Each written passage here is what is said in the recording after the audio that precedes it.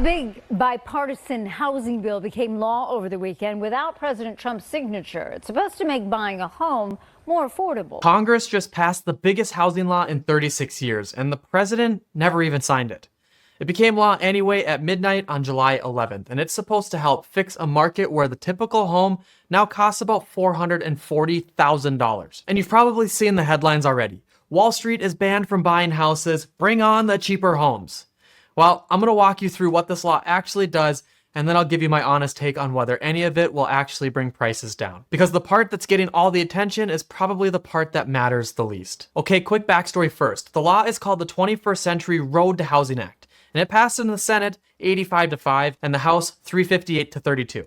That kind of agreement almost never happens in Washington anymore. And then President Trump refused to sign it because he is in a fight with Congress over a completely separate voter ID bill. But the Constitution actually has a rule for this. If the president sits on a bill for longer than 10 days and does nothing about it, it becomes law anyway. And that's exactly what happened on July 11th. Now, why did almost everyone in Congress vote yes? Well, because the numbers are pretty bad.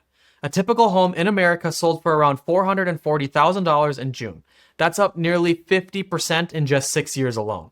That's not a small bump either. A family making $75,000 a year can actually afford fewer than 1 in 4 homes on the market right now. Hey, I'm Tyler and I sell real estate for a living, so I watch buyers hit this wall every single week. When the biggest housing law since 1990 shows up, I make sure I pay attention. Now, this entire law has more than 40 different parts, and trust me, you don't need to know about all 40. Really, you just need to know about 3 that can actually touch your wallet. All right, let's start with the headline everyone is talking about. The law that bans large investors from buying single-family homes. And to understand why this is even in there, you need a little history. After the 2008 crash, home prices cratered and millions of homes went into foreclosure. And that's when the big money showed up. Giant investment firms started buying single-family homes by the thousands, and at the peak, the biggest player was reportedly spending around $75 million a week on houses. Today, the 3 largest firms own roughly 250,000 single-family homes between the 3 of them. And here's why that feels so unfair. When you buy a house, you save for years. You find the perfect one,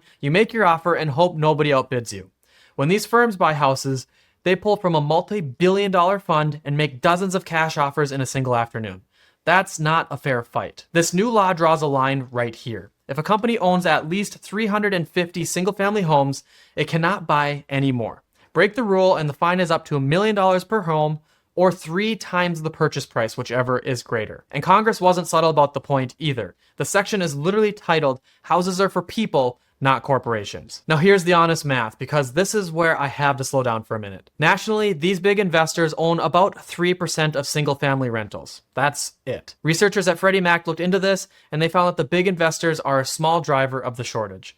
But that 3% isn't spread out evenly either. In the most investor-heavy zip codes in cities like Atlanta, big investors own more than 1 in 10 homes. And if you're a first-time buyer in one of those neighborhoods, this law could actually matter for you. But in most of the country, the giant corporate buyers just are not the reason homes cost what they cost. And there's 3 catches that you should know about. Nobody has to sell anything, so the 250,000 homes these firms already own stay right where they are. The ban doesn't start until 2027, and homes built brand new for the rental market are exempt, which is where, honestly, most of this money is headed already anyway. Now here's my take on it as an agent. In the handful of markets where investor buying is heavy, this could take a little pressure off. Everywhere else, though, you probably won't feel it. It's a popular rule, it's just not the rule that actually lowers prices. And to be honest, the change that might actually make homes cheaper has absolutely nothing to do with Wall Street anyway. All right, I know this one sounds boring, but stick with me for a second. For decades, federal law said every manufactured home had to sit on what's called a permanent chassis. That's the steel frame that makes the home movable. And here's the thing, most of these homes get set on a foundation once and never move again. So the chassis just sits there, adding costs for really no reason. This law kills that requirement entirely. And housing experts say that that alone could cut $5,000 to $10,000 off the cost of each home. And it opens the door to better designs too, like second stories and basements, because you're not building on top of a trailer frame anymore. And manufactured homes already cost about half as much per square foot as regular homes do. So making them cheaper and better is a direct hit on the affordability problem. And there's a quiet second piece that goes right along with it. The law creates what's called a small dollar mortgage pilot, which is a program for home loans under $100,000. Right now, a lot of lenders won't touch these loans because the paperwork costs about the same as the big loan, but the profit is much smaller. This pilot actually pays lenders to make those loans, and it includes grants to help buyers with down payments and closing costs. If you live in a lower cost area, this combo might really be the most useful thing in the entire law. A cheaper home and a loan that actually exists for it. But homes still have to get built somewhere, and that's where this law hits the biggest limit. All right, the rest of this law is mostly about speeding up construction. Towns that build more housing get more federal grant money, and towns that lag behind can see small cuts. There's also money for cities to create books of pre-approved home designs, which let builders skip months of paperwork. And all of this points in the same direction. We need to build more homes. And I think that's the right direction too, because by most estimates, the country is short by about 4 million homes. And that shortage is the core problem behind almost everything else. Now for the question you actually care about. Will this bring prices down? And here's my honest answer. Not soon. And I'll give you 3 reasons why.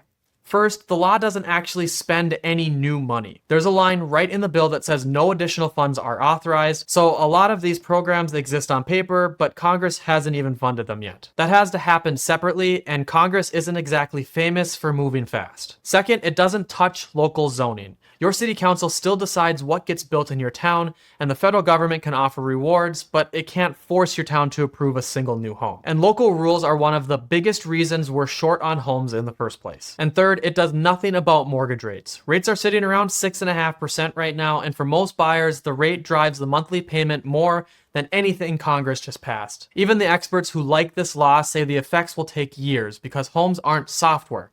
Land, permits, labor, that all takes time. Here's how I'd sum it up. This law is a step in the right direction, and the boring parts will probably help you more than the famous part will. But this law is not coming to rescue your budget, and if you're waiting for it to drop prices before you buy, I think you'll be waiting for a long time. You can only build a real plan around things you can actually control. Your income, your local market, and the monthly payment you can live with. Those things decide when you buy a house. National headlines don't. So here's the short version. Congress passed the biggest housing law since 1990, and it became law without the president's signature. The investor ban gets the headlines, but nobody has to sell anything, and it only touches a small slice of the market. The manufactured housing changes and the small mortgage pilot are the quiet winners here for regular buyers. And nothing in it moves prices fast because it doesn't fund itself, it doesn't control zoning, and it doesn't touch your mortgage rate. Now I'm curious about your market. Would banning big investors actually change anything where you live, or is this a non-issue in your town like it is in mine? I want to know down in the comments. And if you want straight answers about money and housing without the hype, be sure you're subscribed to the channel. I'll see you in the next one.